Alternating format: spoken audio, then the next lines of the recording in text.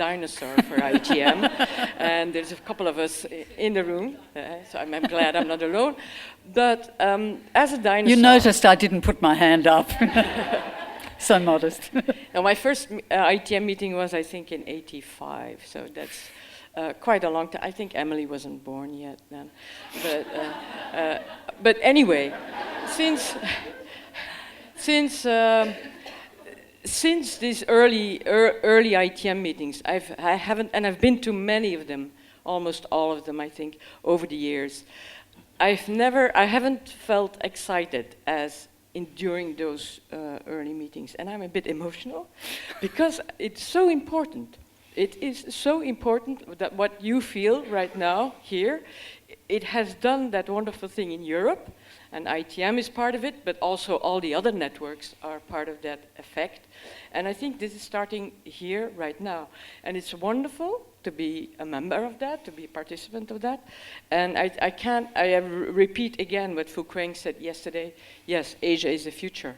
And we're very glad that a lot of seeds were sown here these days. It's a great topic, Hilda, because, well, stay there. You know, for Australians, I mean, in Europe, and particularly with political constraints, I know that's been a topic of conversation for a long time about mobility, but in Australia, we of course have a different kind of challenge to mobility, because, you know, if you ask an American artist, will you come to Australia this year? Oh, but it's so far.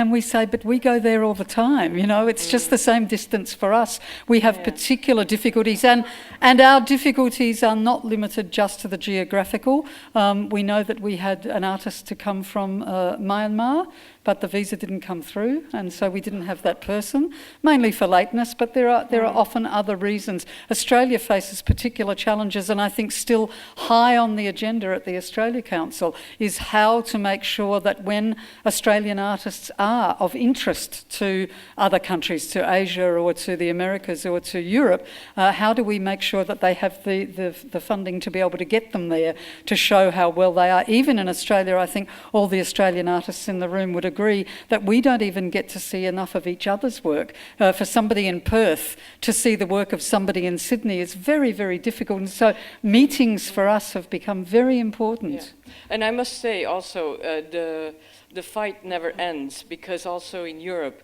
we really need to continue fighting for that mobility and that support for mobility, because as you are well aware, there's a lot of nationalistic tendencies growing up and populist tendencies growing in the different countries. And of course,